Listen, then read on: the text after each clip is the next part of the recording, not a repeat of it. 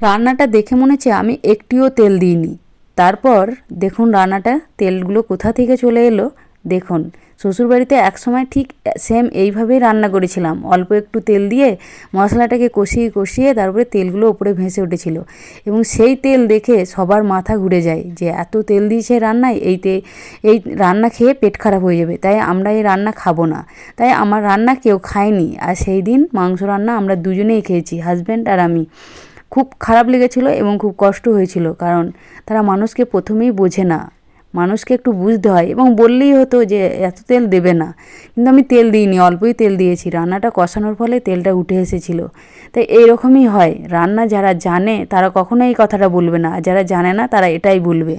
তাই এই থেকে বোঝা যায় যে একটা মেয়ে বাপের বাড়ি থেকে শ্বশুর বাড়ি আসে, তাই মেয়েটার সঙ্গে আপনাদেরকে আগে ভালো ব্যবহারটা করতে হয়, ভালো ব্যবহার দেবেন তবেই সে ভালো ব্যবহার পাবেন তার কাছ থেকে। যাই হোক, খুব খারাপ লেগেছিল সেই সময়। রান্নাটা কেমন